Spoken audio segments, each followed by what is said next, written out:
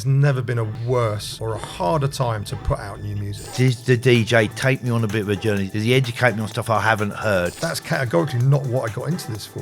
There is no photos of me and Mark in clubs. How easy it is to DJ, because it is. A&R has probably never been harder. The worst thing that ever happened to the industry was when Spotify allowed UGC. Look after yourself. Have good manners. Nice things come to nice people. The phenomenon of Boiler Room. Not only is it all about the DJ, actually it's more about the people who are dancing behind the DJ. Welcome to another edition of the Toolroom Academy Artist Breakthrough Podcast, where we bring you insider knowledge, all the tips, all the experience from the music industry.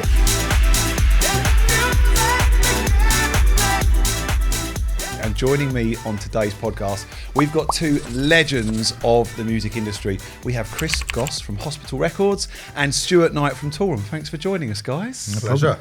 I feel this is going to be a good chat. It's going to be some interesting chat and bants on Fingers this one crossed. today. We'll try our best. Only if Stuart behaves. Yes, yeah, I'm on best behaviour. You guys are, you go right back to the early days of the industry. You're both responsible for two of the biggest record labels, independent record labels in drum and bass and house music. So I really want to get deep and talk about the history, how the labels started, and where you see things going now as well. So let's go to the beginning. Let's start from the very beginning, when things both started. Look, your labels played a huge role in the contribution to the scene evolving back in the day. I mean, you're coming up to 30 years, yeah, right? 30 next year. Amazing. So let's talk about what it was like back then, when it actually started, like starting a record label as well, because there's a lot of people watching this that are thinking about starting their own labels, that have started labels. Let's talk about what it was like back then, 30, 25 years ago, starting record labels. Yeah, I mean, I actually started in the kind of industry 92, and I started working with my now ex-business partner, Tony Coleman. He had his own small kind of acid jazz label. You like acid jazz, he's going to go and see Jamiroquai. I love a bit of acid jazz. A really, really vibrant like London international scene that we were sort of part of. It was end of the 80s into the 90s. So I sort of started helping him on that label, 92, 93. And so I had no idea what I was doing, but I was really into the music and just, blagged my way through a couple of years. And we got to a point, I guess, it was really like 1995 when, for us and a lot of my friends, contemporaries, that whole sort of music scene started to sort of turn upside down sort of stylistically. Yeah. Because you'd had this kind of world of like lots of like, street soul, live music, funk, jazz, and the advent of what we ended up calling trip hop.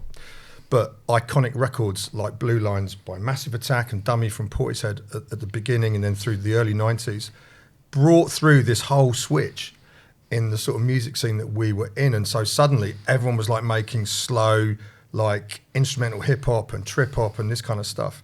And we found ourselves just sort of out of touch. We loved what we were doing, but suddenly we were nowhere near as popular as we sort of had been. And ultimately, so me and Tony just decided to try and reinvent ourselves. And we decided he encouraged me to go in the studio and make music. And I'm not a producer, I'm not a musician. I just had a much better record collection than he had. And I guess I just had ideas. But he was open enough to say, look, let's spend. We had a studio in West London. we still had the lease. We had to pay on it, so we needed to do something with it. So he was like, look, let's just experiment, make music. And we spent about 9 months making sort of disco house, trip hop, breaks, and a lot of drum and bass. Wicked. And it got us to a point where I suppose going into the early part of 96, we were quite motivated to kick off again. And we had this idea. So we were like, right, we're going to start one record label. We ended up choosing the name Hospital after about 4 or 5 nights in the pub down on the river in Hammersmith, coming up with loads of really rubbish ideas. But we highlighted on this word, and and neither of us actually try and take credit for it, but I found the piece of paper the other day. Yeah. Oh, no way. All these rubbish ideas. And it suddenly said Hospital, and off the back of that, I then started writing down loads of other ideas like, outpatients, plastic surgery, ultrasound, which all then become compilation series that we did over the years, and Yeah. we suddenly had everything just made sense, at least to us. Did you have a vision musically then? Like, and was that influenced by what was happening, exploding like on the rave scene at that point as well? but I think, and I think the thing was that because of, I guess like a lot of us, you know, we're into lots of different styles of music. Yeah. So like I say, we'd made all these different styles of music, and naively we thought that we would start a label that could do multiple styles of electronic music. Okay. And I remember we went to see Vinyl Distribution out in Reading, who at that time were sort of running drum and bass. They had a record shop, and they were the big distributor for all the labels, like, you know, Metalheads and 31 and all those labels.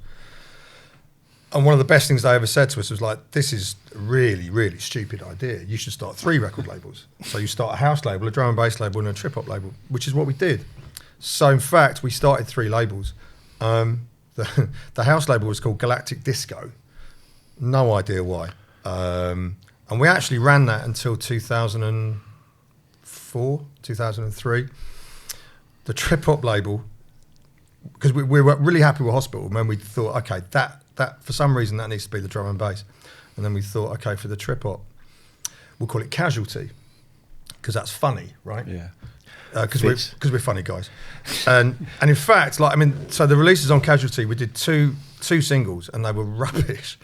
And we quickly drew a line under that and tried to forget we'd ever done it. But so for quite a few years, we were running Hospital and Galactic Disco concurrently. And in fact, after 2 years, in '98, our sort of house project, we had this thing called Future Homo Sapiens, which was me and Tony, just, you know, like that whole sort of filtered disco, French, New Phonic, which was massive, right, at the time. And we knew a lot of those people. We were tight with New Phonic, friends with the Idiot Boys, huge fans of everything coming out of Paris. And we made this record, and it was in the top 20 albums of the year in Mixmag. And at that point, I remember sort of thinking, oh, let's just do house music. Like I was saying before, like, you know, I've been told off often for saying it's easy to make house music, and I'm sorry and I apologise to the whole international community. But in the mid-late 90s, making drum and bass on an Atari and making house music, trust me, it's really hard making drum and bass. Yeah. You know, using floppy disks, and you've got 2 seconds of sample time, and honestly. But despite some of that success we had with the house music, there was like a really very stubborn streak in both of us that we just felt like drum and bass was our thing. Yeah. It felt so exciting and vibrant, and, you know, not waving flags at all, but like British. It felt like it had come out of the streets of Bristol and London, and it was just at that time as well. Yeah. In that sort of that latter part of the 90s, after sort of 95, 96, it was something that was exploding and evolving so much. Absolutely. And commercially as well. I mean, Absolutely, that's when I first was getting into going out. And I was raving at that time, going to my first raves at that period. Well, Some of the big, more commercial ones, and it was huge. Yeah, because it was sort of 96, 97 when the majors were signing, like, you know, Goldie's album, Adam F's album, and Groove Rider's record, you know. So it kind of exploded in 93, 94, and by 96, it was everywhere. Yeah. And so we were like, we just really want to be part of this. And we were total outsiders. Whereas with the house scene, a lot of our previous mates were sort of part of that. They'd evolved from their acid jazz roots and got into things like New Phonic is a great example. So did that make it really difficult, feeling like you were outsiders of that scene, to then even start, like, how was that even starting then with a label in terms of... I guess because the thing is, like, you know, it's a bit like it's like when your parents tell you not to do something. Well, yeah, exactly. Yeah, you just do it. Yeah, you're going to more reason to do it. So you sort of want to do it even more. Of course. And it I don't know. It felt so sort of unobtainable, but it just felt like it felt so fresh and so cutting edge, and so like the possibilities felt limitless creatively. And I suppose, you know, when it comes to house music, like, you know, by 96, 97, you know, house music was such an established community and like, you know, form of music, where drum and bass was just felt brand new, and because it was. So we just sort of threw ourselves into it. But was it? Yeah, it was really hard. It took forever. It felt like it took forever to get anyone to even acknowledge us. You know, because to be fair, also the initial music we were making was we sort of called it exotica. It was not you know, for a lot of people, it wasn't proper drum and bass, mate. Yeah. It was a bit more like we were inspired by library music and soundtracks and jazz, and it was very, very musical and quite sort of loungy and laid back. And bear in mind, back then in '96, I mean, drum and bass was quite a lot slower. Oh, yeah. You know, you're talking about music, yeah. it was like sort of 154, 160 BPM, so it felt a bit different, you know. And anyway, so. But you guys, without jumping forward, you guys were a really big part of that sound in terms of shaping the sound, in my opinion, as a label of what you were doing and releasing. Well, thank you. I feel as though that probably didn't start to happen until the early 2000s because it just, the first 5 or 6 years, well, we put out the London Electricity debut album in '99, and that got us on the map. But then, you know, we came across this artist called High Contrast, you know, who very quickly became such a big deal, and was, you know, he was really helping define the genre. And so I guess by some extent, you know, we were part of that. So particularly with Lincoln, his debut album came out in 2001, and. Yeah, and so then as we went into sort of the mid 2000s, it felt like 10 years in, it felt like maybe we're part of something. Yeah, Oh, 100%. it takes a little while. You were shaping something definitely sound-wise with that, definitely. Yeah. I think you have to understand your sound before you can establish your sound in whatever scene it fits in. I think, that was very much the case. You know, so with Toolroom, when it started, like in terms of that was what you've said before, like there's a vision, but also an outlet for the music that Mark was making as well, right? We were 2003, so obviously a bit later than Chris, but similar journey. You know, the label was influenced. I'm same as Chris, but by my record collection. You know where that comes from. You know that's always going to take you down a certain path. The reason for doing it, because no one wanted to sign Mark's records. You know, we needed an outlet for Mark's music, and you know, and I've heard you and Mark mention not just the fact that people not wanting to sign them, but also you guys thinking, we can actually do a better job with the music ourselves. When I looked at the business side of it, you know, probably a bit later on, a little bit more established, and seeing how things were set up, and that was always and still is my role in the record label on the business side, is, you know, there can be improvements made here, and you know, because initially, as Chris was saying, back in the mid to late '90s, it was all very new, and it was everyone understanding the landscape. They're not necessarily applying the business principles to it, because it's a fun thing. You know, we've got the opportunity to be rock stars in some sense, you know, in the music industry. But I saw very quickly, in order to stay in that, we've got to have business principles, and we're going to have to run this ship pretty leanly, and we're going to have to look at the cost side of it. Again, the reason for doing it was because we wanted the music out there. And it's like we hear at the Academy, how do you get a break without getting a record? You have to create the break, and that's what we did through Toolroom.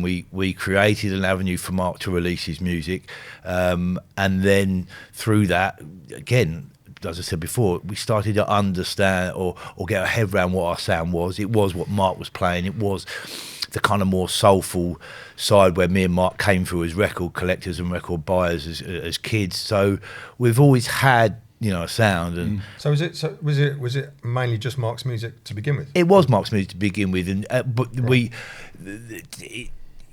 in order to kind of elevate us as a brand, the tack that we took is we're not going to be able to, at this point in the game, sign big artists. We're going to have to work by association. So, you know, the remixes were still big back then. So the way to get Toolroom to the next level was go and pay for a remix from an established artist. So Mark maybe have made the original, and for example, I think Mike Gray did one of the first mixes for us, or remixes for us. You know, back in the day, Dave Lee did some for us. You know, so we were using established artists to help their name bring us up. And so it worked fantastically well for us at the beginning. Like we just, sorry to cut you, like it was just our music to start with, but what we did was like we just came up with loads of different aliases because we wanted to look like an established record this is label. quite a common thing. It's quite a common thing. The aliases. When you speak to people that are back in those days in the old school, the aliases, and obviously just giving the illusion that there's other artists involved. Yeah, because you know, all of us. I think the thing is, like, you know, for me and Stuart or anyone else, you know, when you're starting that label, you're trying really hard to compete with your peers, you know, and it's not that you want to run before you can walk, but you're trying really hard to get established quickly so that people will take you seriously. So you might get a little bit of respect. Yeah. So, you know, I mean, I think we came up with about 8 different aliases that were just me and Tony. Yeah, and it's funny. I only Mark's find had a few. I'm still discovering some of these now. Yeah. Like, as a fan of the scene back then, and talking to them, and then they mention it, and I'm like, hang on a minute, that's a record that I've been obsessed with for years. I never really actually read the credits, or I've got it on a white label where it doesn't say who it was written and produced by, and you find out, you're like, what? And of course, things like now in the world of Spotify, I mean, realistically, people are ditching all their aliases, right? Because now it's like it's going full circle. So now all of us are working so hard to try and channel all of that data and all of that traffic and all those stats into one name. Whereas, you know, we come from the complete opposite because we come from a world of white labels and CDRs and cassette singles. Let's talk a bit about the mechanics back then, like the actual real mechanics of setting a label up and running it. And let's talk about like when it started. Like, you know, you spoke about this before, starting at mum and dad's house, obviously. Yeah. You know, a spare room and the actual hustle. Let's talk about the hustle that was involved back then. And at the end of the day, it was people buying records, buying vinyl, right, from record shops. I mean, I guess, you know, as I say, we were in a way we were kind of fortunate because we'd had that sort of 3-year period when we'd worked together, and you know. So we'd sort of been able to make quite a lot of mistakes with the label was called Tongue and Groove, which was Tony's thing. But working on that together meant that, you know, we could learn in the early 90s some of the basics of like the do's and don'ts of somehow sort of putting out music and actually putting out other people's music, you know, manufacturing product and that kind of thing. So we felt a bit better prepared. And then it was, for us, it was a case like, right, we want to make a really big pool of music so that when we start, we didn't want it to be sort of stop-start. We wanted to think, okay, we can get up, you know, ahead of speed with like some monthly releases. And we did. And, you know, we were running these 2 labels concurrently, so we were sort of balancing them out. But there was a lot kind of going on there. And everything was on vinyl, of course, which was like a massive, I mean, you didn't know anything different, but it was a massive motivator for me as a record collector and a DJ. And so not just the product, but the graphic design and the packaging and all those sorts of details. But, you know, when I really want to bore my staff to tears, I try and tell them what it was like personally, because I was doing it. So, you know, when you've got your track that you need to promote and you get the record cut, and then you will get 500 white labels which are going to be sent out, right? Now, you'll probably give, at that point, you might give 250 to your distributor, which was SRD, and 250 I personally put in the post, one at a time. And we would print out reaction sheets. Do you remember reaction sheets? Yeah. Right? A double-sided sheet, like A4 sheet. Fax it back. With your press release, exactly. And then you'd ask the DJ, you know, you'd ask them to, like, you know, give their responses to it. Are they playing it out? Are they on the radio? Do they justify getting it? Some comments. Fax it back to us on this number, etc., etc. We'd make stickers to put on the centre label, put them in a mailer, and then I used to go down the local post office because it's the only option, and they could see me coming, and they'd be like, "Oh my God." The scourge of, as you know, and you'd have 250 copies on a Friday afternoon, and about 80, holding everyone up. 85 of them are for the rest of the world. Yeah. Right, and the ones for the rest of the world are really complicated, and you had to put custom was it a green carnet? Green card, yes. You had to. I mean, honestly, it was ridiculous. I had my own sponge. I had my own wet sponge. But like, I actually remember that being involved in Tour of the Days, but it was starting to change the CD promos, and I'd take the big bag down to the local post office, and I remember the woman, she started feeling sorry for me on the Friday afternoon. She put a little stool out, and then I'd be licking all them stamps, and then she's like, "I've got you a little present, a little sponge with water to put the stamps on," because you see me licking 200 stamps. But that kind of artisan process, as Chris was talking about there, of doing all those little bits, gave you such a feeling of ownership when you put a record out, such a feeling of craft, such a feeling of anticipation to see, and also investment, right? God, blood, sweat and tears, and thousands of pounds, so in a way I still hark back a little bit to that, and still when we're looking at doing especially larger records and whatever, how can we kind of create that feel when you're putting out a record now? How can you put that much love, care and attention into something that is now digital? That's tough. It is tough. tough. It is tough, and I think, that's where, in some ways, we were both lucky to be in that, to see that process, to physically, as Chris said, Friday was just for me running around the record shops, dropping records off, and that, but you also got that instant feedback on the record as well. Do you know what I mean? Yeah, because they'd you go around the record shops, right? I mean, you go to Soho. Yeah. Right? I mean, in those days, 90s, there was almost 60 record shops in Soho, which is insane to think about. But, people like Stuart and me would you'd go around with these boxes of test pressings and white labels, and you'd obviously go to the right shops for your music, but still, you'd stand there and they'd play it in front of you. The worst thing is I remember going to Release the Groove, which was a shop I really liked, because also late 90s, drum and bass was a bit of a crossover music, so a lot of shops were selling it, but only certain types. And I remember going to Release the Groove, and Jean-Claude was there, and they were it was a big Giles Peterson type store. They sold loads of house music and disco and stuff, but he would sell drum and bass. It was rammed, and I had to wait 20 minutes, and I got to the front, and he was like, "Oh yeah, hospital, right?" And he put it on, turned it over, and he went, "Nah." And I looked at him, and there's 35 people there. Oh, dagger. And I was just like, I won't forget that, mate. But on the flip side of that, how many times I can remember the days in Black Market, the sound system in Black Market in there, and they put a record in there. Oh, it's hilarious. That's it. And it doesn't matter what it was. That record went on there on a Friday afternoon. The atmosphere felt right. People in record buying mode. You could have put the telephone directory on. It was a people hustle would have back bought then. it. But to be I'm fair, not gonna lie, the amount of vinyls I bought back in the day, where the person in the record shops, cranking the bass up and stuff, and I've got home and gone. But they knew what they were doing. As much as Jean-Claude would say no, because he had a responsibility to keep a quality level. 100%. 100%. Yeah, and also, when you're buying stock in, you've got to kind of manage your level. But these are the glory days of the shops where you could sell. I mean, in the early 90s, I worked at Soul Jazz Records, and then I worked at Mr. Bongo, two incredible shops. And I mean, I loved being behind the counter. Sometimes I'd just hang out behind the counter and pretend I was working. Just to see the stuff kind of come in and out. Yeah. Because the things that would come in, I mean, I was behind the counter when Howie B, a celebrated producer who at that point was working on the Tricky solo album, because Tricky had come out of Massive Attack and he was doing this album, and he turned up. He's quite a short Scottish dude, very broad accent, but we sort of knew him, and he had these two boxes, and he was like, "There you go, play that." And so I put it on, and I'm like, "Oh, this is quite fruity," and he was like, "It's smoking." And we just bought all of them, and I swear we must have sold them in an afternoon. Which is great when it goes like that. And it was that was the kind of world that we were in the 90s, because how else do you get the records? How else do you get the tunes? It's on vinyl and it's nowhere else. You might be able to tape it if you hear someone playing on pirate radio. So, like Stuart was saying, the thing about Black Market, which of course for our music, for drum and bass music, is so iconic, was that you'd go into the basement, street level for the house and disco and all of that, but you go into the basement for the drum and bass, and you had Nicky Black Market and Ray Keith. And it would be just packed. And they'd just be dropping tunes, and people would just put their hand up. And these records would be passed over. Yeah. They're all white labels. But they would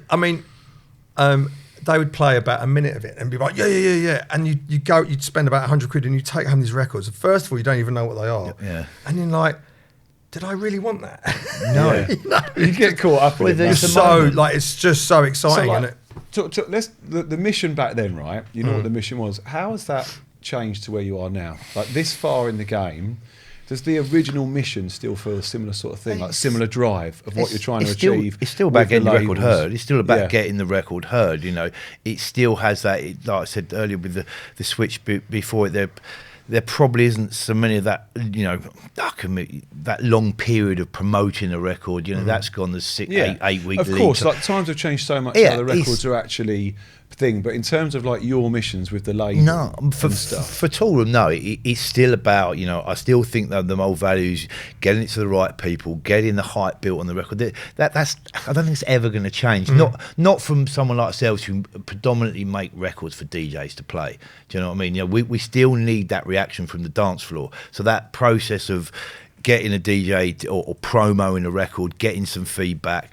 you know, again, going back then, now it feels a little bit impersonal. It's an email sent by a promo company. As Chris said, he's handing the record to the person, or I'm handing it to the person. So that feedback is instant, whether it's positive or negative. You know where you stand and you can react to that pretty quickly. For us, the same principles apply. It's become multiplied because of the amount of product we do, and maybe we can't spend as much time as we used to on particular records because just of the volume that we need to do. But I hope to think that it still applies. I think the intention behind releasing music is the same. Yeah. But is the mission for the company the same? No, it's been turned upside down because. I mean, like, you know, speaking truthfully, when we started for the first few years, like Stuart said about Toolroom, you know, ultimately it's like no one else is going to do this. We need to do it ourselves. We want to get our music out there, and maybe we want to go and do a bit of DJing. That was it. I mean, you know, didn't really impress my mum and dad, but that was about as much as I had in my head. It's like, this is what we're going to do. But we were so excited and driven to be part of something and to be a creative part of that scene. But there was nothing more than we genuinely didn't honestly think about releasing other people's music. But then you meet a High Contrast and you meet a Danny Bird and you're like, we need to do this. Yeah. But you get to 2025 going into next year, and I mean, I think for companies like ours, like so many of our friends and peers, the game has just changed completely. So of course, you know, formatting and promo and marketing and just drowning in sort of content is one thing, but I think our company, we are continually almost like relearning the industry.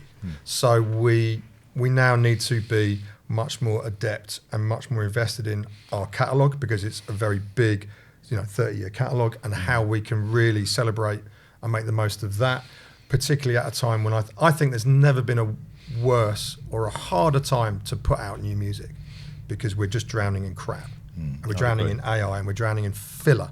We're drowning in tracks that people made yesterday afternoon. They just thought, I'll just bung it out because I might get an extra 200 quid on my DJ fee. So, you know, new release and music releasing and music monetization has been changed irrevocably. But we also, you know, we are a publisher, we're a promoter, we do sync licensing, we need to be on top of our business affairs, we have a booking agency, we have an emerging sort of staff team, our artist roster. And I think a lot of us, you know, let's be honest, we've all learned as we've gone along. But I don't think I could ever have imagined that I would be, you know, at this point in my career, from where we started, having these sort of multiple lanes in which we need to operate and be proficient and be successful and profitable. Let alone events. I mean, talk about events. Geez, I mean, like, you know, we're I was about to say about that with events, because obviously, was that something that either of you envisaged at the start? Because did you see that at the start? No, but getting into it. No, but very quickly, you needed a shop front window. You needed something to show what the label's about, the sound that you're promoting, and same as Chris. You know, again, I didn't think we would be going down all these routes, an academy, a management company, publishing, and whatever. But you can't just do it on music alone. You can't, you know, because you know the Spotify model, the streaming model doesn't allow us to do that. But it allows you, once you're established with enough catalogue, to get into other sides of the business. You know, Toolroom Academy for us has been a huge success, because and it's a great breeding ground to bolster the label, and we're always looking at other things alongside the music that we can do, because ultimately at this time as well, we're community building as well. We've had people that have come on a 23 year journey with us. We're trying to keep them on that journey with us as much as we can, and again, going on to events, that was all part of it as well. That became a big part of our lives as well, as long as running alongside the record label. I know it's still massive. What was it for like you when as you well? guys first got into? Can you remember doing your first event, like the first one? 100%. The first. Still paying for it? No. What, for the loss? No. Like the first event we ever did was actually a launch for our album, for the London Electricity album. So that was '99, and so. Did you think we've got to do a launch event for that, or did you? Was you thinking? Yeah, no, of course. There's an opportunity to get into an event. And no, make some money? I think you know, not dissimilar to what Stuart was describing in terms of, for us with events, you know, it was like, well, no one else is going to book us. We're going to have to put on our own. No one's going to put out our music, and no one's going to book us for a show. No. I mean, you know, having invested so much time and effort in an album, that we had sort of high hopes for. We thought we must do a launch. We'll do it, and we'll do a party. So we did a party in Soho at a long forgotten club called the Annex on Wardour Street. It was really nice, and I thought, being a genius, I thought, well, we're called London Electricity. So what we do is, instead of doing regular flyers, I'm gonna do like a folded A4 red letter bill that you get from the electricity company. I'm gonna put it in a brown envelope, Nice. right? And I put these brown envelopes in the record shops, right? And then, but I sent them out to people. Great. So I sent them out to people in the post. So obviously they just chucked them in the bin. No one wanted to Right, open no, it. no, That's no, what they get no, a no, fire. Right. Sometimes it, yeah. But Creativity was there. it's a nice idea at the time. The creativity was there. But then, after doing that, and it was good fun. But we started our residency. We started hospitality, in Hoxton. When Hoxton was emerging as like the place to be, end of the 90s. It was 2001 in April that we started it at a place called Herbal, which is I think it's now like a cafe or like some youth hostel or something. And we did a monthly Friday. I think it was £3 to get in. Me and Tony did the door. Love that. We'd put up the bed sheets and take down like those carousel slide projectors Yeah, and put like rubbish sort of images on stuff. It was very honest, and we had a no MC policy because we were like, no, don't like MCs. No, we're all about vocals and songwriting.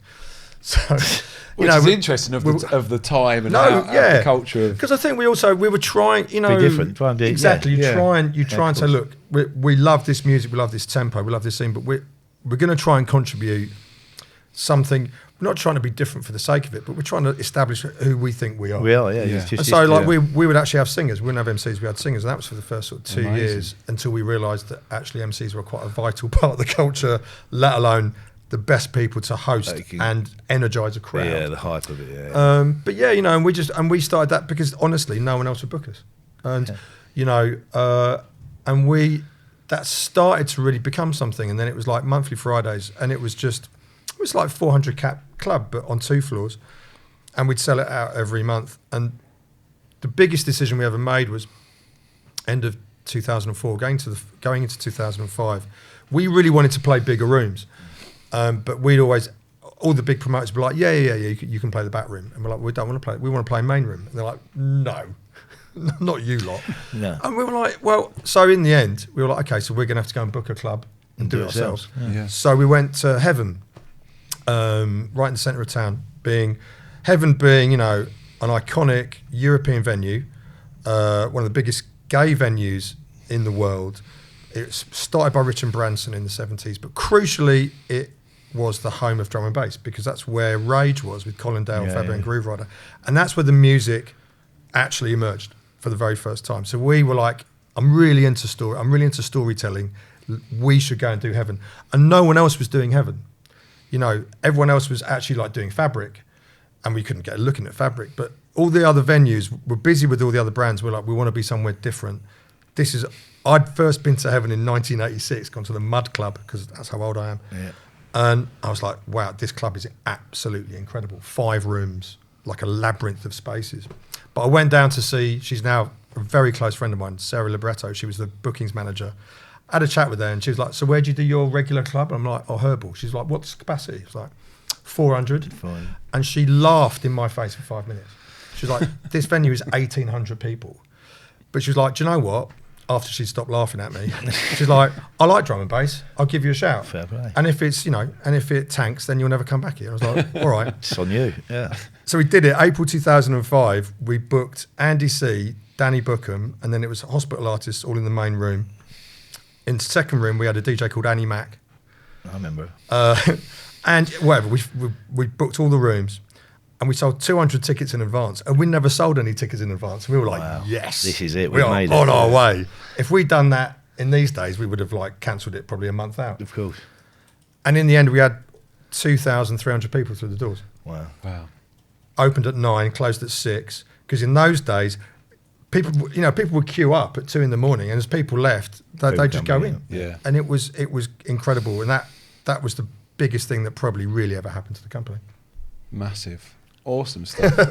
It's such a cool story. Yeah. And in terms of Toolroom and the events back in the day as well, like when they started out, obviously a massive long-term residency in London and Ministry of Sound. Yeah, that was a Some 7 global residencies as well. Did Brixton Academy. Brixton was our 5th year. Yeah, we've always punched a bit above our weight when it came to events. And yeah, but the first event me and Mark ever did was back in, I'm trying to think, 98. We did a thing called the Love Ball in Southwark Street Studios, which was Master at Work in the main room, 3 rooms. All I can remember about that night, my dad was on the telephone line directing people in. Yeah, 2,000 people in 3 arches under Southwark Street. The cloakroom collapsed at 4 o'clock in the morning, with 800 coats in a pile.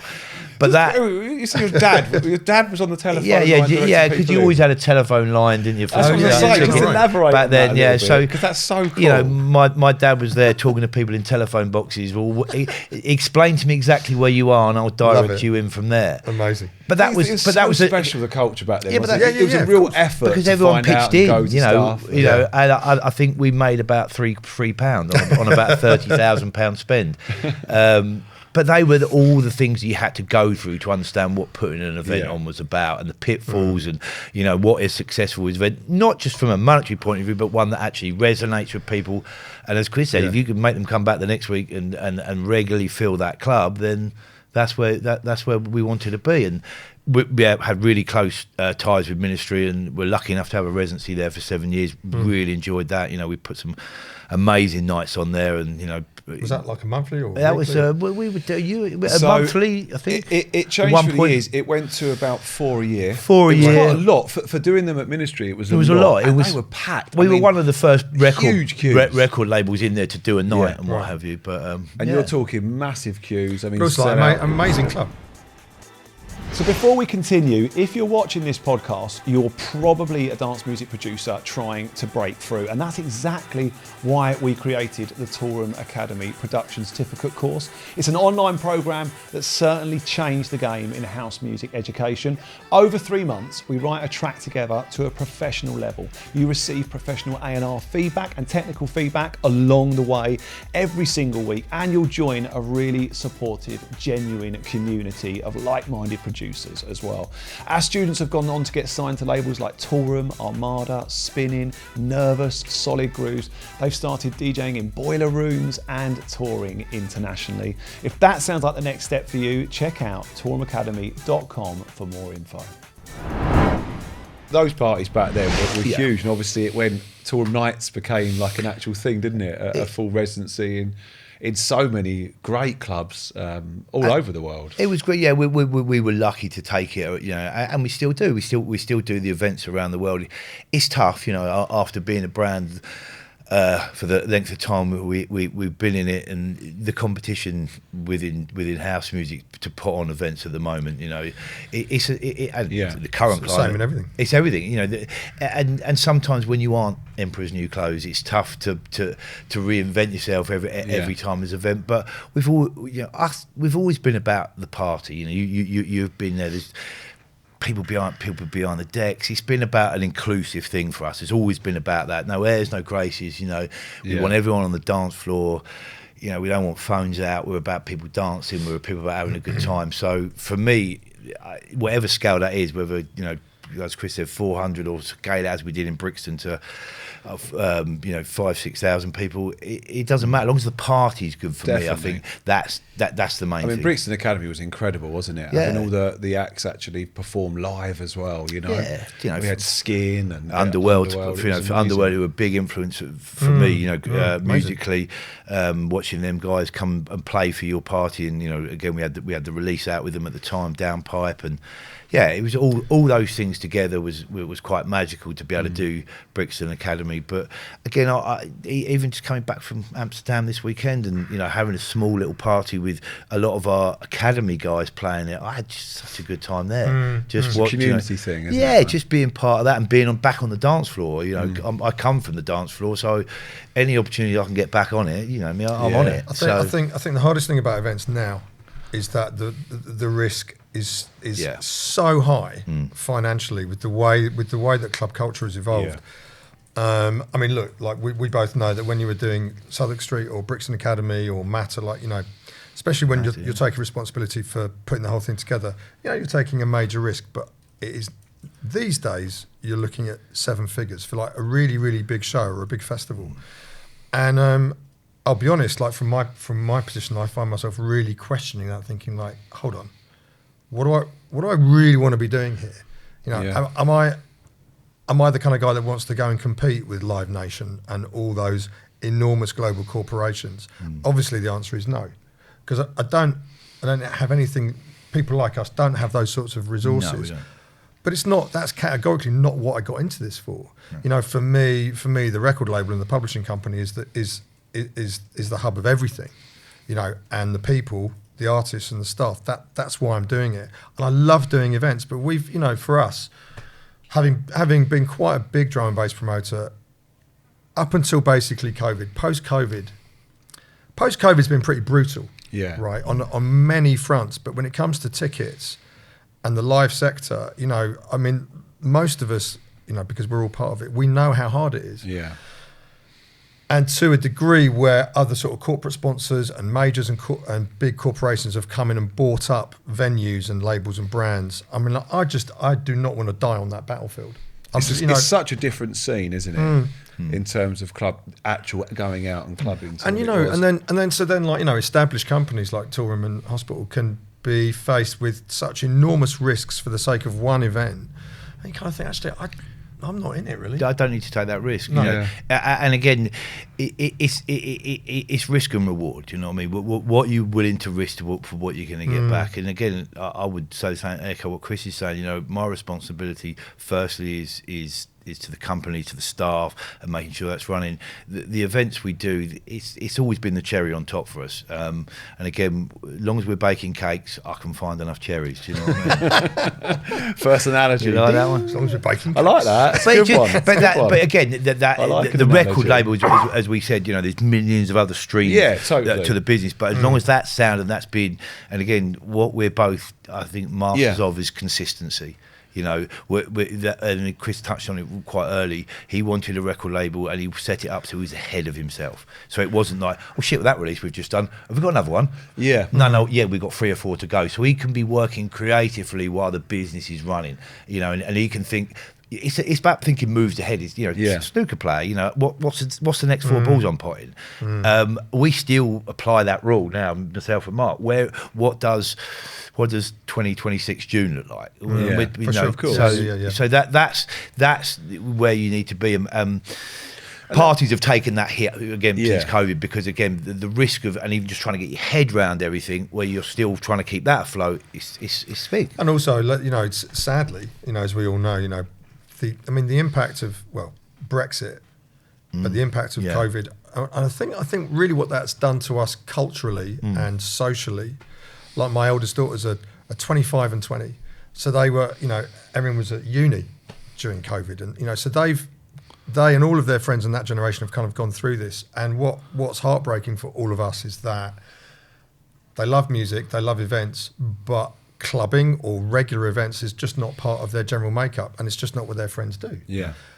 Whereas, within reason, you know, I mean, you know, we started the business before the internet, and so we would go out Thursday, Friday, Saturday, because it's basically how we listened to music. Yeah. Where would there you was like record find shops, radio, and clubs of all shapes and sizes, and it feels as though, like, as a society and a community, we've just lost generations of people that are so instinctively saying, well, I'm getting, you know, it's Thursday or Friday, I want to go out, where am I going to go?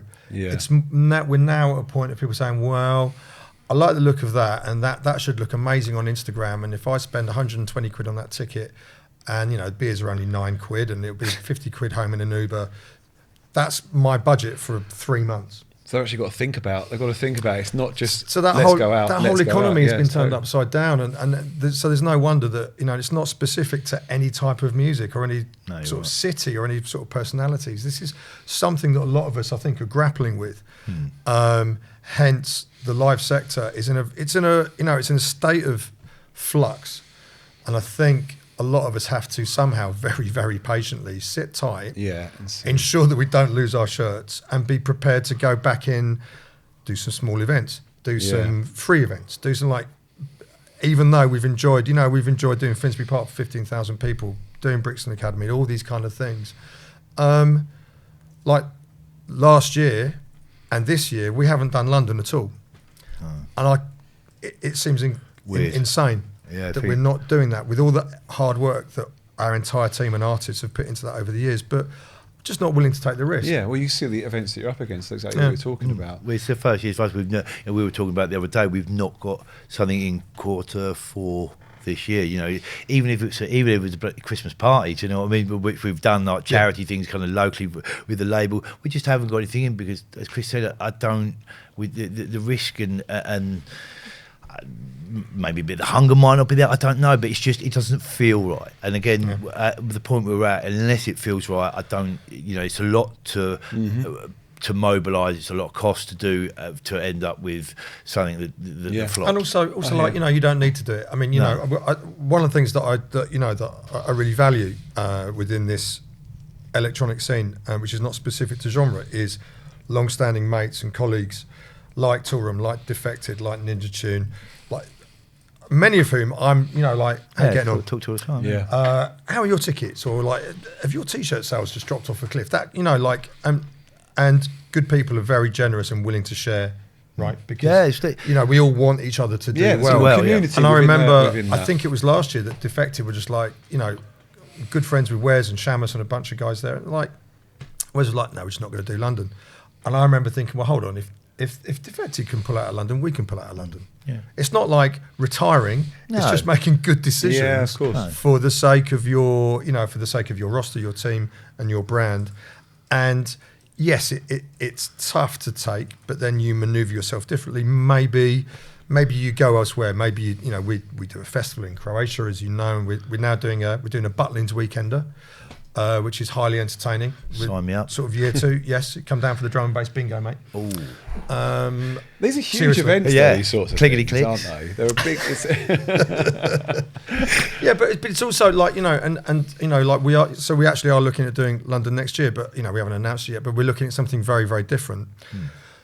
Some of it is actually ensuring that you and your team feel invested and excited by different ideas, because that translates to your audience and your fans, and also being willing to make different decisions. Not, okay, if we've always done Finsbury Park, then we have to do a certain capacity. Just reinvent yourself. Reinvent it. You know? I think that's one thing that's come out. And I think I definitely heard it from you mention your kids, from my kids. They look at things now, again, what can we do as an experience? Do you know what I mean? I suppose against the night out, how can you make it more of an experience? And I suppose, as you touched on there with things, is it Instagrammable? Is it all that? Like, you know, there is no photos of me and Mark in clubs. A, because I'd rather there wasn't, but B, because we were so lost in the moment of time and whatever, and the experience was that sound system in the floor. I do feel that's not quite enough. I do feel that people are realising that. Though, because things grow to a point, don't they? Yeah, you can only go. There's only so many bells and whistles. It's all about like going to this amazing show, and then people are actually realising, and different DJs, promoters, clubs, venues are trying to make a point and going, guys, look, if you just try and experience this a little bit, like, again, we don't want to keep saying how it was back in the day, but they're trying to say experience it for what it is, the music. And we're seeing that again. You're seeing you still get clubs that are saying, look, guys, put your phones away. Try. Don't necessarily all just face the DJ. Try and just be in it for the music. I get into trouble for a lot of things that I say.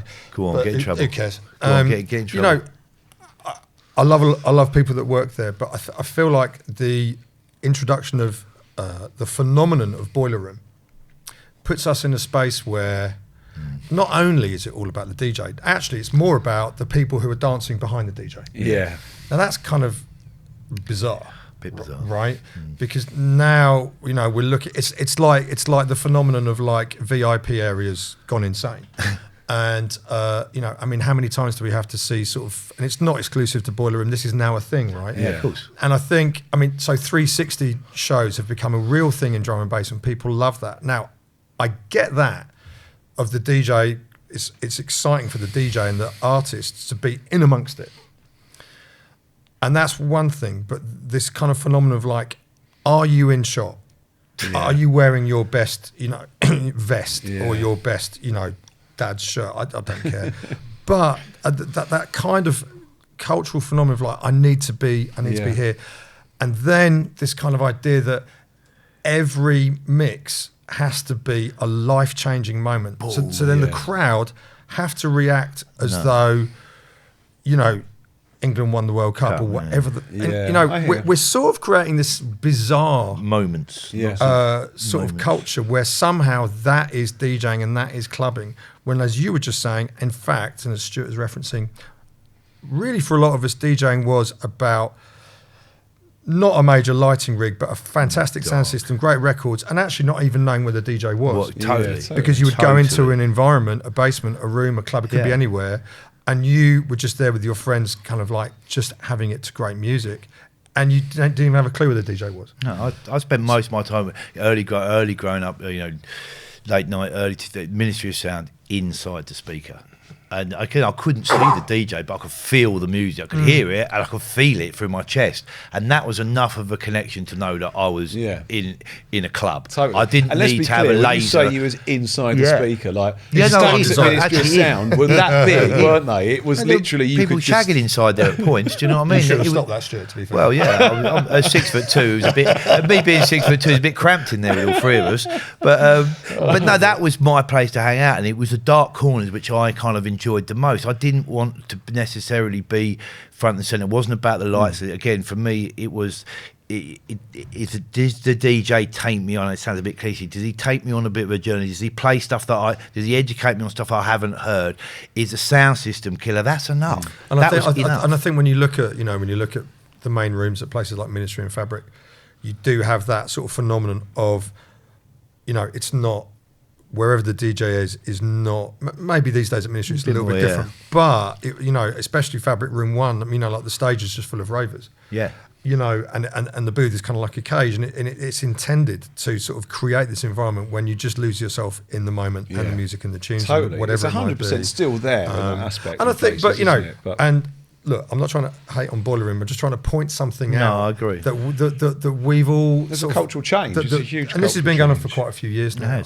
And so now when and then I guess also, you know, post lockdown, and there were actually a lot of good things that came out of lockdown, but what we also then got there was just like, you know, okay, so yeah, I'm going to do a mix in my bedroom. I'm going to do a mix on a rooftop. I'm going to do a mix in a hot air balloon. I'm going to do a mix on the Niagara Falls going down in a canoe, you know, and like, but, you know, so it's all about this sensation of performance, but invariably it's like, you know, it's all about another bunch of people behind decks. Yeah.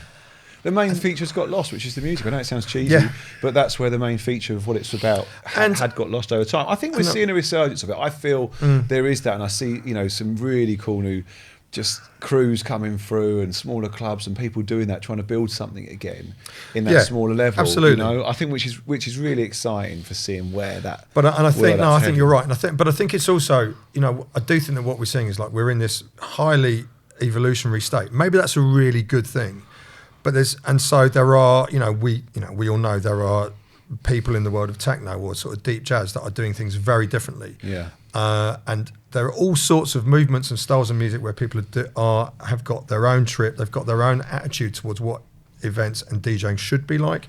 I think it's going to take a while, and we, you know, really over these, when you look at the way that, you know, EDM has exploded in North America and the top 100 DJs and Boiler Room and all these things, we've sort of got to this point where it's kind of untenable, this sort of DJ celebrity culture. It would be, you know, valuable if we could get back to our roots a bit and remember what's really essential about this. Yeah. And also, but what the societal and cultural things of course. Are. It's not so that it's not just about another drop that gets shared on Instagram, you know, 500,000 times. That actually music is such an essential part of our day-to-day living and our happiness and our health. That actually just, you know, if you've got a half-decent sound system and a great, you know, USB stick or box of records, you can just have a fantastic time with your friends. Let's get back to it. And that's real talk. That's it. real talk. Really respect that. Really respect that. So now, if you're listening to this, you probably already know that being a great producer or DJ is just part of the journey now. These days, breaking through takes so much more as well. From social media and brand building to online marketing, music business, getting gigs and networking as well. That's why we built the Toolroom Academy Artist Development Masterclass program.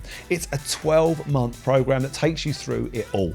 You've got over 200 hours of video tutorial content, plus live calls every week and regular mentoring check-ins to keep you on track. So if you're serious about your career in dance music, head to toolroomacademy.com to find out more info. Now let's talk a bit more on the label side. And you both touched on it in those early days, like how the label started and stuff. And you mentioned like some of the first sort of big signings and artists you work with. Now obviously artists are a major part of it. You know, it's the family of the record labels. How's that developed and how is that still something now? From the beginning when you started and started making relationships, you know, through friends, through just old school A&R, hunting down and finding new artists, signing artists, has that been a huge part of the label's ecosystem success? And is it still now? Yeah. You know, discovering those artists, having these artists that are part of the crew? But it's really different. And I think maybe like at the way that we ultimately started, which was quite unusual at that point, late 90s in drum and bass, was that our attitude was we wanted to gradually, when we realised we were going to start signing artists, we signed them on exclusive album deals. So from the late 90s, you know, like Danny, Lincoln, we were signing them on 3-4 album exclusive deals. Nice. Sort of unheard of now. Yeah. But that was our understanding from where we'd come in the early 90s, and also maybe coming out of acid jazz, where like it was that scene was much more sort of album based, live performance based, and that was sort of what we knew. So we wanted to bring that into this genre, and we did. And then that gradually became a more common part of the drum and bass scene going through the 2000s. This has been changed completely now because realistically, the nature of like, you know, the digital landscape post 2020, my experience is that really artists just want regular single tracks released. Yeah. And a lot of that is kind of tied into their touring or their performance schedule. And I don't mind saying I don't like it. No, you know, I am concerned that on the one hand, it means that the music and the songs are sort of just becoming content and not really a great deal else. You know, tracks and track releases are essentially a means to an end to get better billing or better social media positioning. Whereas I still fundamentally believe in the art form, the music making, the songwriting, the project. It could be an EP, it could be an album, it could be a set of 6 singles. But it's a body of work, isn't it? Exactly, right. It's a body of work, and that's also because for me, so much of it is about telling an artist's story.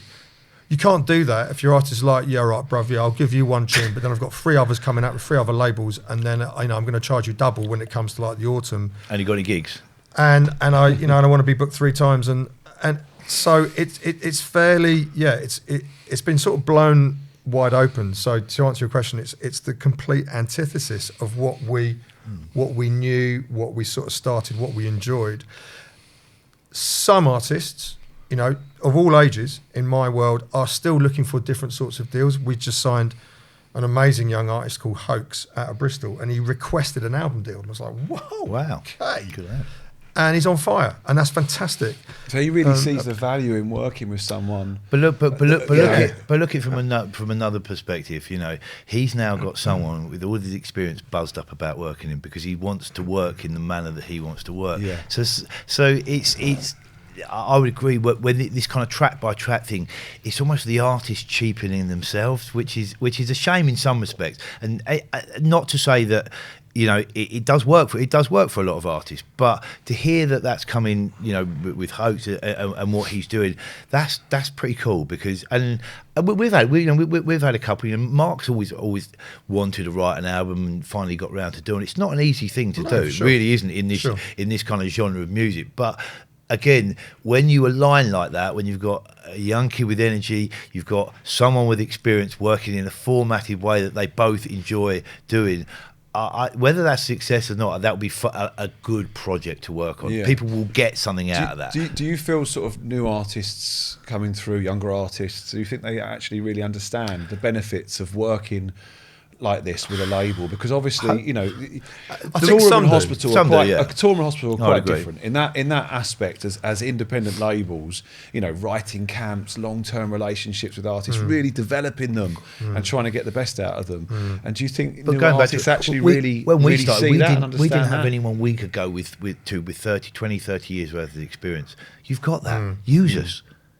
You know, it's great that we're talking today about what we're doing. The real meaning for passing down of this knowledge is to people like Hoax and going, look, not to say that we've got all the answers, but we can at least pose some questions to you that we've suffered with, or problems we've been through our journey. Again, you decide what way you want to take it, but that's what I've always thought. You know, I'm not trying to blow my trumpet, but I've got experience. Some of it might be right, some so use it. And I think most of the artists at Toolroom do that. They draw on people like Mark, George at the record label's got incredible experience. You know, they draw on that, and the ones that do, they actually eke that extra 10-20% out of the record because they're working with us, not with just with their agenda at mind. Will this take my gig from $2,500 to $5,000? I think in answer to your question, for a number of artists, they probably can't get a sense of what that value might look like until they've got their hands dirty and started to work with you. Yeah. So then the tricky thing is that invariably, and it depends who they are, but often they will be getting advice from a manager, a booking agent, maybe parents, whoever it could be. Yeah. But you know, it has become increasingly challenging to establish those sort of contracts and relationships because the landscape is so different. Everyone is in such a rush. And dare I say it, you know, something else I get told off for is like talking about managers because, you know, invariably, I think I've even done it at one of your academies. There are a lot of managers in my world, you know, who have no experience at all. True. They have desire and probably great ideas and a lot of energy, but they're still actually learning about the recorded industry. And that's a huge kind of frustration because, you know, we can have an emerging relationship with a great artist, but they're getting a certain kind of type of advice, which is just wildly unrealistic. Yeah. And people like Stuart and I, you know, we know our limits. That, you know, I'll get involved in certain kind of conversations, but there will come a time when we will probably say, do you know what? I think I'll leave it. Love the records, think you're great, but I'm not really having this conversation anymore. So it's piecemeal. Everyone is different. Each artist has a different idea of how they want to move forwards and how they think they're going to get somewhere. And I think we are increasingly more cautious about the artists that we're kind of going to work with. I'm lucky that there's a small handful of artists that I've worked with for over 25 years. People like Newtone and Logistics, who are like the backbone of the company, and they're like family. And then we have Hoax or Gabriella Bongo, two of the youngest artists we've ever worked with, who've been with us for maybe sort of 6 months. Gabriella was on our mentorship scheme, and that's a joy. And to see her, like, she's DJing for us in Estonia and Rotterdam this weekend, and her music making and production skills are just rampantly rating up, and you're like, wow, this is fantastic. That's exciting. Yeah. Do you think there's new artists that are sort of pulled in and wowed by the fact that they can almost just self-release, just put music out there, like this whole quick turnaround thing, and maybe don't understand the actual things that can come from working with a label? I think I mean, like, you know, the worst thing that ever happened to the industry was when Spotify allowed UGC, and the fact that like anyone can put their music on Spotify, right? No. How someone didn't say, whoa, hold on, don't do that, because look where we are now. I think at ADE, I was on this panel with Tom from K7, and I think he said Spotify just removed 70 million AI tracks. It's just, insane. Just think about that for a moment. It's insane. So, it's actually insane that I can't think what the stat was that someone said recently of how many AI tracks are uploaded a day. And I mean, how many are being uploaded while we're having this kind of conversation. So, yes, look, as you asked, the reality is that, well, artists of all ages and all experiences or lack of experiences realise that they can do it all themselves. And in some respects, maybe they should. That's for them to kind of decide. But it does feel as though it's sort of, crucially, it's devalued the art form, it's devalued the quality of music, it's devalued record labels and the process and the experience. But I think labels like Toolroom and Hospital just need to sit tight, don't panic, make good decisions. We believe in ourselves and our team, and we just get our heads down and do a good job. And gradually, it's fascinating when some people, they guess what, they come back. I'm like, I started that label. It's hard work, isn't it? It's not funny enough, I mean, let's just talk about how crowded the landscape is right now, right? With the other thing as well, releasing. and I learned it very early on because, again, when we go back to the early stages of having a label, all the different processes involved, it takes people to run a record label. You can have a logo, you can have amazing music, you can have all the things, but unless you've got people to run it. And that's what we did. We decided very early at Toolroom. We could be doing with PR, could go over to this firm, distribution it. No, do you know what? We'll do it ourselves. We'll grow that talent within the company. You were actually part of that, Pete, when you first joined the company. The guy Mike who does our videography learned to himself. Grew within the industry and become someone with the industry. But we've put a lot of time and effort and investment into people because I worked out very early on that, my team, my crew is going to help me get to where I want to, or the label get to where it needs to be. I'm not going to be able to do it on my own. And there are more jobs than just being a DJ and producer within a record label. There are lots of things. Did I think when I set the record label up, I'll be employing someone to put together a list for Spotify and that would be a job? No, I didn't. I would have cut my bloody arm off to do it myself because what a job that would be. But that's a job now. And, the same way, again, setting up an academy and teaching people what we've done, that's become a thing now. It takes people to do it. As Chris said, I do like them conversations where people think they can go and do it themselves, but then do come back and go, do you know what? I do know the world you live in is... But I think but that's also rare because it's a very ego-driven industry, of course, and also there's just no end of options. You can do it yourself. You can go to a label services thing. You can pick up your sort of major label deal, your sort of 3 single deal here, there, everywhere. We all just have to very, very patiently navigate our way through this. And I think that A&R has probably never been harder. Because, it used to be the case that, you could just sort of A&R in a traditional fashion and kind of go, that's okay, that's a bit filler, this is incredible, I'm going to start the conversation, reach out, see what I can do with it. When any of us do find the things that we are really, really into, what you then get yourself into is a multitude of kind of conversations with all sorts of different parties, navigating all sorts of demands, many of which you just say, no. No, that's not that just will not resonate with me.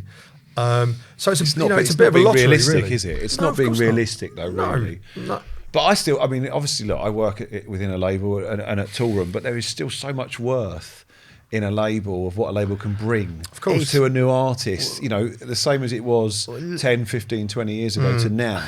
There's obviously other options, and we talk about this a lot in the academy and through the courses we do with mentoring new artists so much. And we see some that they have levels of success through self-releasing and they get their music out, they have an awareness. But for me, there's still so much worth that a label, a brand that can bring. I think if you look at, say you build an extension to your house, you don't go and build. I've just started building this week. Oh, they're young, young and up and coming. No, you go and employ a builder that's got a bit of heritage that you can have a look at what he's done before.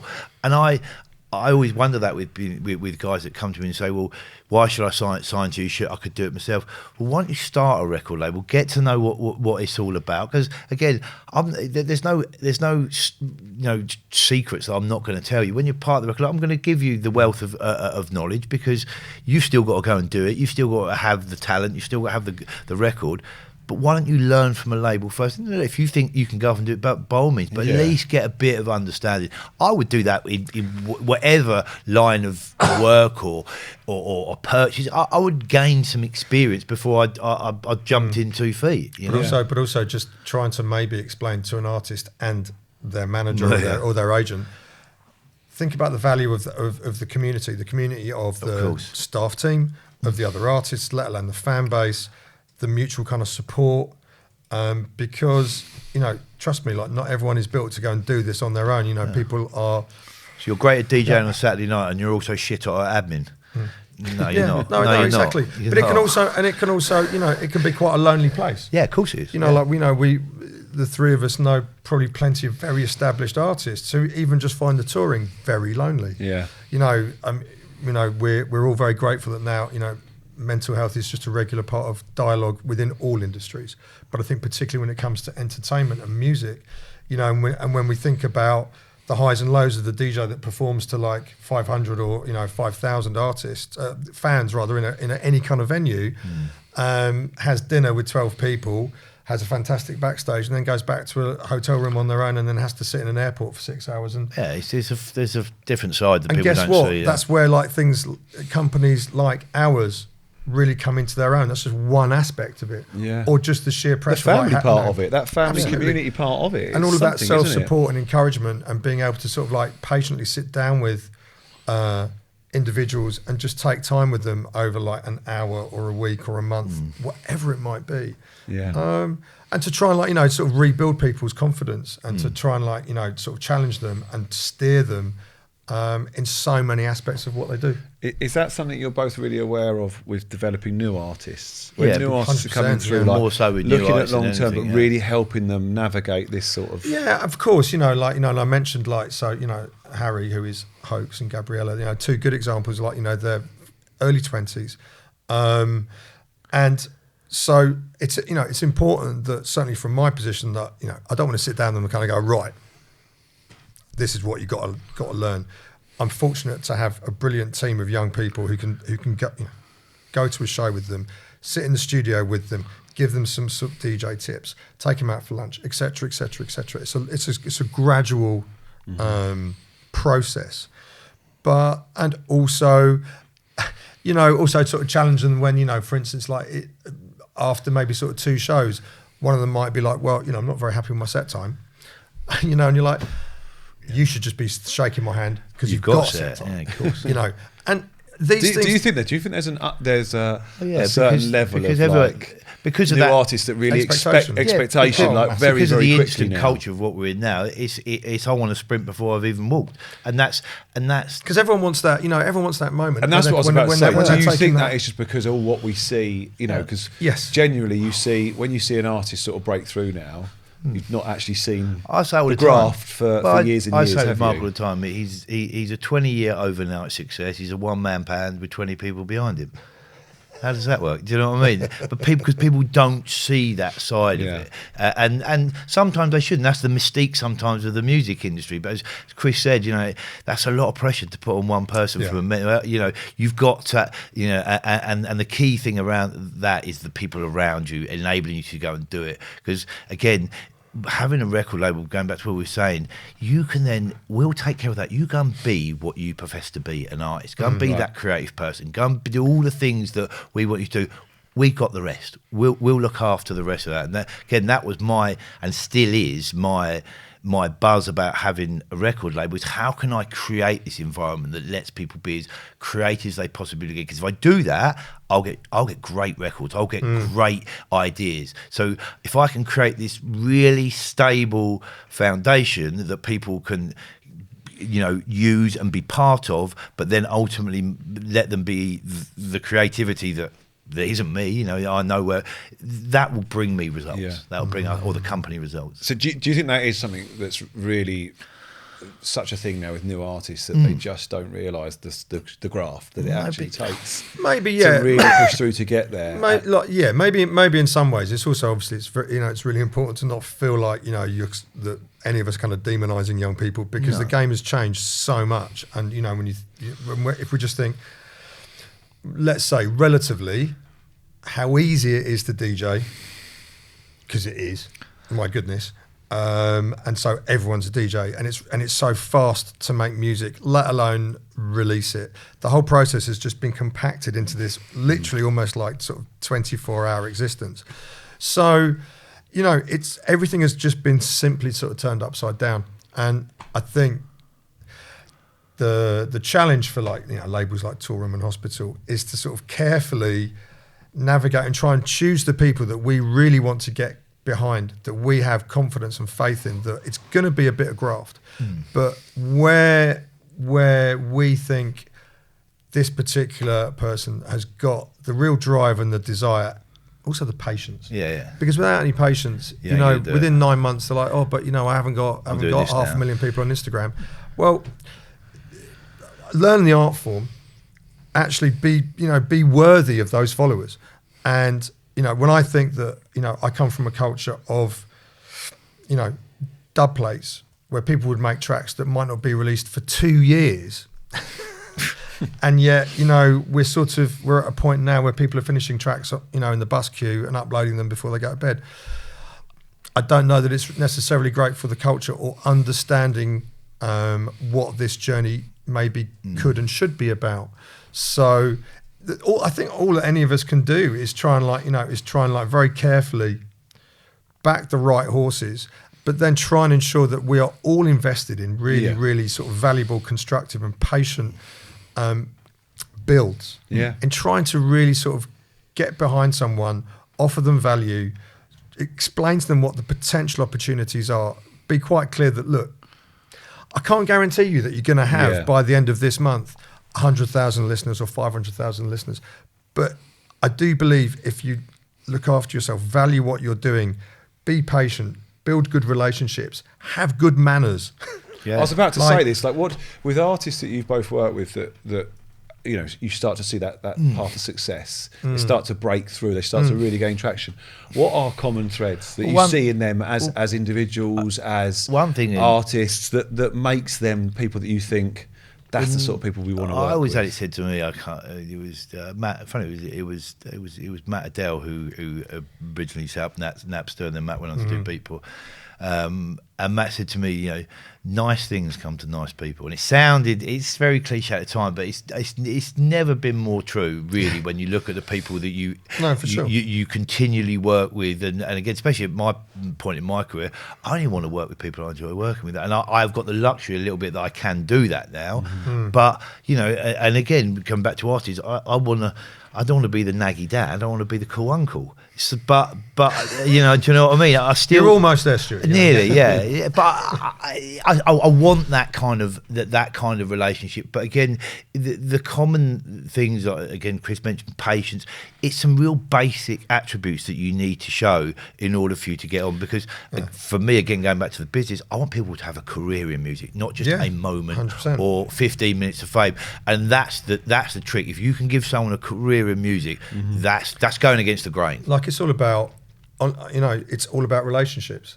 You know, I've said it often. It's like this business is about relationships. It's about having trust and about having faith in each other. Right. And about establishing and believing in good relationships, which, of course, like Stuart says, is just about also some of that is also having social skills and being nice, which sounds super bland, but it's incredibly important, because we know from our careers in the music business, there's a lot of arseholes out there, and a lot of people carry themselves really badly. The worst ones are the ones that you know on the way up, who are like, you know, who can't do enough for you. And the moment, you know, they've got that sort of big record, just suddenly, you know, the ego is completely out of control. So, you know, I know from my experience that we've all come back from ADE, which is one of my favourite weeks of the year. And, you know, me and Stuart were saying over coffee, that is all about relationships. That whole conference is about all of us being fortunate enough to catch up again with men and women in this industry. And, you know, we might just be talking about, you know, our kids and their football teams, or we might be talking about our businesses, or we might be talking about industry challenges, or we could be talking about politics, or where we're living in Southeast London, whatever. But this is golden, and those so many of those relationships are what I depend on. Yeah, correct. And you know, being able to have just one moment in the year when it's not an email and it's not a text, it's like, oh, you know, we can actually have a cup of tea, we can have breakfast. Slow you know, it down just a bit, yeah. And it goes such a long way. And you know, so what we do try and do is translate that to our young staff and our young artists. And it's fantastic when you see them really get it, and when they're a part of that in their own world, whether they're backstage, in the office, at a conference, at an event. Because the ones that get it really get it. And, you know, guess what? I'm very lucky that a number of my ex-staff are littered around the industry. Like Matt Riley was one of our first ever full-time members of staff. He came in to do marketing, and he's now president of AWOL UK. Wow. You know, we've got people at PRS and Universal and K7 and everywhere, you know, and I'm really proud of that. Good. And it's, you know, because I've always sort of said to people, yes, it's about artists' careers, but it's about people's careers, and it's about the staff's careers. You know, I recognise, similar to artists, that staff come and go. But when the staff go, if they go to someone else in the music business, then I really feel good about it. Yeah. I always feel a little bit sad if they go travelling, or they, you know, go and work in a bank, or you know, you've gone back to real work, the real job. Because we've invested in them. No, like of course you have. No, exactly that. You know, my legacy will be my staff. You know, Mark's written records and he's got a back catalogue. I've got staff that have been with me for 10 years plus, and that's kind of unheard of in the industry. It's but that is my legacy. You know, I've seen birth, deaths, and marriages at the company through staff and through their family and whatever. Wouldn't change it, because that's and you have to have someone that looks after that side of it. You know, that certainly isn't Mark's side of the business. It's not him. I revel in that. You know, I really enjoy that. And like you say, to see other people, it's sometimes upsetting when they go off to someone else, but it's almost like letting your child go and, you know, go out to work and, you know, go college. Yeah, you know, it's great. And again, we're seeing it more and more with the academy. You know, a lot of the people that come out of the academy they've got a level of production, they're artists, but they've also then thought, well, maybe that's not for me, and I've employed them and they're working for me now under another guise, but within the music. Yeah, totally. They've still stayed in touch with what they wanted to do and be part of this industry. So again, if I can create jobs and stuff like that, I wish the government would probably see that and throw a bit of money my way and say, well, look, you're doing all the things that we say that we hold up as what a small or business should be doing. Definitely, I should definitely be getting, as we be. You know, we're from a culture, from an employment point of view. You know, we're giving kids a chance, and that sounds a little bit cliche, but it's the truth. It's such a big thing, community, isn't it? And you touched on the academy there, something that we see at the academy of new artists actually all coming together and feeling like they're part of something, because it's went through such a period of just culture change and how things have changed, that I think a lot of new artists felt a little bit isolated, a bit alone, you know, at home, because the days of having to go to a massive recording studio, you know, where they could just be at home, basic laptop, making some music, send it to someone online, chat to someone online.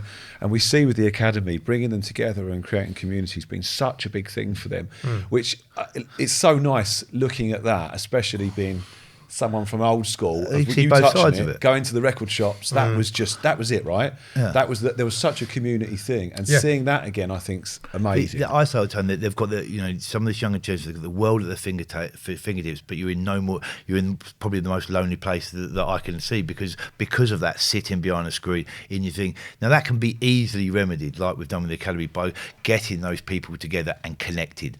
You know, initially connecting again. When you take it, as we did last week at ADE, they connect through the internet, and then seeing them to come together at an event, it's like an explosion of wow. And that's great. So, you know, there's a reason record shops work, because it was a hub of community. And if we can create other environments, Academy being one of them, where we can replicate that thing, as Chris mentioned way back early on, of going into the record shop, 30p behind the counter, this kind of this tangible place or spot where we can all be, I think I'm all for it. Yeah, because like when I was working in the record shops, you know, like, to be honest, I mean, it wasn't great for business, but basically people would just come and hang out. Yeah, everyone had a record bag. Club. It was a youth right. club. We always used to have these sort of satchels and record bags, but most people just had like a newspaper and a banana in there, you know, because like they were just there to hang out. But there was there was so much value in that. Yeah. And yeah, I mean, I think the Toolroom Academy is amazing. I've been lucky to speak on it a few times, and I think I spoke at Fabric recently. Yeah. And as you said, to see all those people come together, and many of them come on their own, which I think is really telling, right? Yeah. Because a lot of them come on their own, and they've probably messaged someone that I'll see you at the academy and stuff.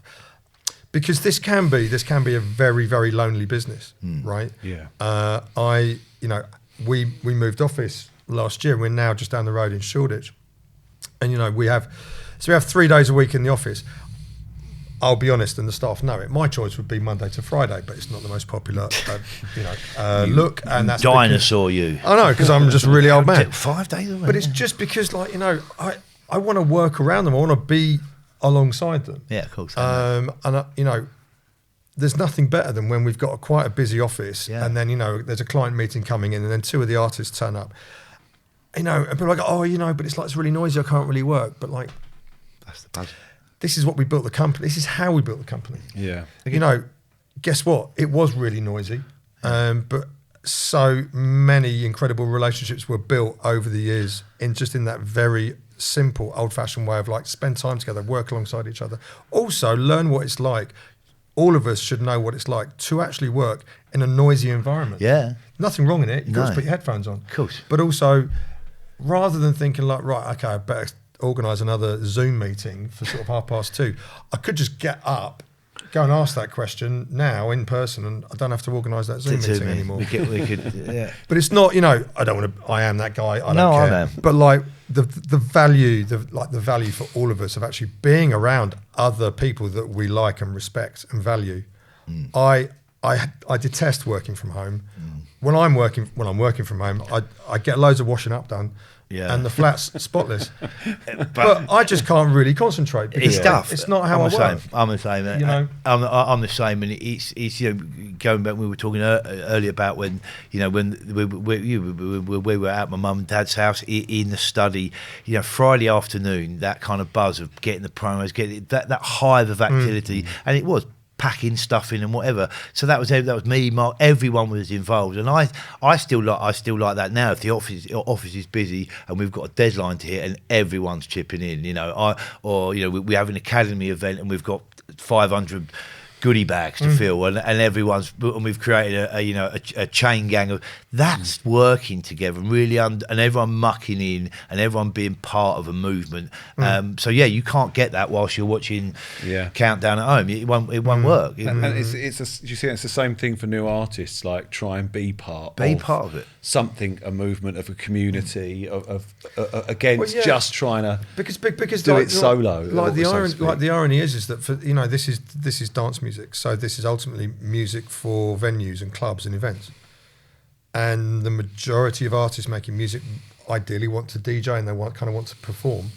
So that the end game is to be around people. It's to be around, probably lots of people, hundreds, thousands of people. Yeah, cool. So it's almost kind of bizarre to be so isolated but be aspiring to be surrounded by thousands of people in a noisy nightclub, and for some artists, I mean, I've had one or two artists in the past. There was one guy I was working with, who said to me quite resolutely, "I just don't want to DJ." And I remember saying to him, "Are you sure?" And I only say that because it will make your career harder because you don't have that revenue stream. And also the company's not able to sort of put your name on all these lineups and shows that we're also marketing throughout the year. And I respect it. I really respect it. He's a bit older, in his late 30s, and he'd had a music career with a bit like a synthwave band. And he said that he'd performed before and he just didn't like it. And I get it. I respect it. And he's now super relaxed and comfortable. He's got his own little label. And he's doing some great stuff. But that was quite a challenge to me, because I was really not trying to sort of put him in a corner and go, mate, you've really kind of got to do it. But I also had to share with him, this will make this process harder for me. Yeah. Because we're involved in dance music and we do lots of shows, and I would love nothing more than to be able to put you on that festival and that lineup, and I can't because you're not kind of going to do it. And we actually talked about other ideas, and we sort of talked about like a hybrid live set, and we talked about and in the end, it's like, look, do you know what? I want to make the music, release it, and then I'm fine. I respect it. In this current climate, it's hard. The record, the music release and the performance process is sort of intertwined. Yeah. But it just goes back to what we're describing, which is that sort of sense of building relationships, being aware of your environment, contributing, being an active part of something, as opposed to maybe if you just want to be Burial and no one knows who you are, and you're lucky enough to make incredible music and you sell thousands of records. Yeah. All power to you. Amazing, fair play. But trust me, in 2025, 26, that's really hard. It's a tough landscape. But it's fun as well. I think we touched on it earlier. It's fun still navigating, because again, for my part, and you feel the same, Chris, you never stop learning. True. And that's what has always drawn me to this industry. I think there must get to a point of accountancy or banking where you've done all the exams, where you've got to that certain point. Music, you're never going to get to that, because there is no. For me, it's not been black or white. It's been the fun of navigating the grey, the bit in the middle of working out what does that mean. And I'm never going to get keep you up all night because you think, have I got to the end of that, or do I know the answer to that grey? No, you didn't. That's your world. That's the world you live in. Can you navigate it? Can you monetize it? Can you sustain yourself within it? That's the game. Like, what else can you be involved in? What else? Like obvious things are like remixing, or maybe sync, or maybe bespoke score music for TV or computer games. Understanding the world of publishing, doing writing camps, collaborating with other artists, understanding how to work your catalogue. I mean, it's pretty exhausting, but yes, there's always something else that we all need to learn about. And that's the same for artists. It's the same for our teams. Yeah. And ultimately, it's also because primarily we all have to do whatever it takes to ensure that we are profitable, that we are continuing to kind of build careers. Because otherwise, we don't really have any right to do it. No. To do it. It'll be a record label. Okay. Do you still see what's the future? What do you think for next year for you guys as label owners and as the business? I know it's a huge question. Well, you can answer that. What do you see is next in one sentence? Yeah. Well, what do you see next for next year? Crucially for us, next year is our 30th birthday, which is clearly my age. In terms of a calendar year next year, it's we're excited by it because it offers us a real opportunity to do all sorts of different things, and to celebrate. It's such a huge milestone. Still being here. There's not many that 30 didn't do what we're doing. That's a huge thing. Yeah, thank you. I mean, it's kind of sort of breathtaking to think, wow, okay, 30, and in all honesty, my position is sort of thinking, okay, well, so how do we continue to make good decisions to categorically deliver the next 30? And I know that probably sounds very cringe, but yeah, it's true. I'm getting to a point now where, for me, I'm sort of thinking, I'm a proud parent. This is a legacy business.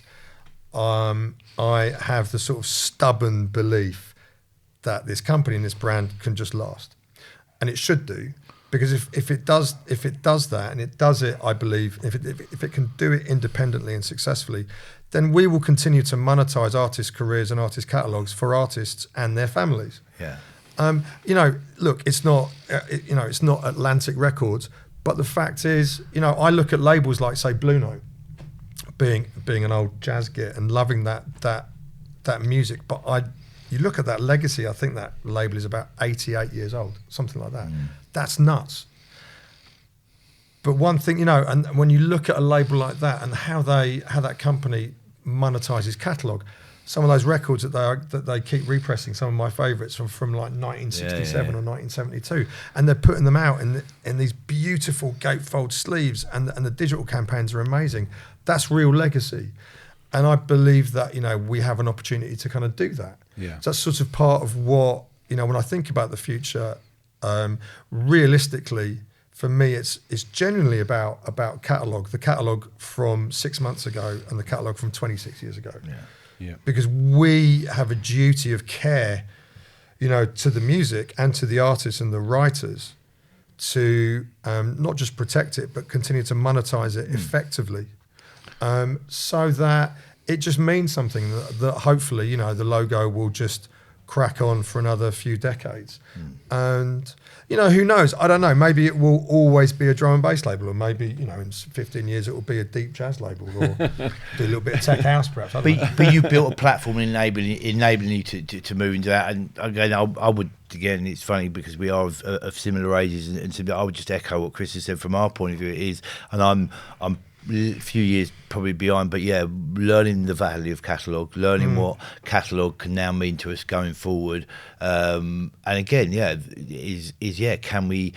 Again, same as Chris, two kids, family. I love my family, and to think that this could be something that could live on past me would be something pretty incredible. Do you know what I mean? That would be. It's getting a little bit emotional now, isn't it?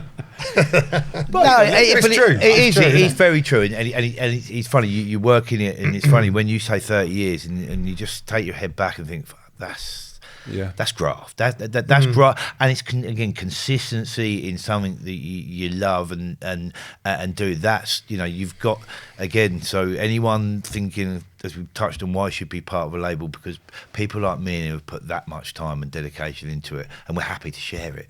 Yeah. Fuck me, how many other industries are you going to get that? Yeah. You ain't. You just ain't. You ain't. So it's definitely, it's about continuing what you've both established, but also trying to support the scene, new artists, and if you keep don't, that alive. If you don't give back to it, I think I think both of us can hold our hands up and say we have contributed to the industry. 100%. Yeah, of course, absolutely. But I think also maybe in slightly more practical terms, what does the future look like? It continues to look like day-to-day learning. Yeah, of course. In the same way that, those of us, within sort of leadership teams at companies, like we need to be well informed, like we need to be well read. I expect that most of us, probably subscribe to things like Music Business Worldwide, so that we know what's going on in the industry around us day to day, because things change. And, those of us at the front have to ensure that we are really up to date with the way that tech and other aspects of this industry are constantly evolving. The most obvious is AI, and just quite what that's going to do to the creative industries, we just don't know. I guess we have to ensure that we don't panic to the degree whereby we actually just sell up and leave. Yeah. So we have to be really, really mindful and aware of okay, so what is happening with AI today and tomorrow? Is that likely to undermine some of the company activities, or the artists, or the staff? So I think the way that modern industry and modern creative industries are rapidly evolving is quite overwhelming sometimes. So our jobs as music companies is to be absolutely on point, know what we're good at, know what we're not good at. That's the main thing. And lean into the things where we feel like we're strongest, whilst being, aware and capable, and just being good, responsible companies for the writers and the staff team. Yeah, amazing. Well, I think you've both achieved so much in the time. The labels are legacies, and I think they're going to go on. They're going to keep going on for decades further as well. So first, on my behalf, congratulate both of you for what you've achieved so far, because we'll have a drink at Chris's 30th party. It's amazing. It's fantastic, honestly. Thank you so much for sitting here and chatting. I think we could chat for hours about this and where things are heading, but really appreciate it. And if you guys want to know more about these guys, obviously check out their socials, their websites, where you can find all the latest info on Toolroom and Hospital. Guys, thank you so much. Pleasure. Make sure you like and subscribe, guys, and we'll catch you on the next episode, all right? Cheers. Nice one, mate. No, really good, that. Realised we had to suddenly end.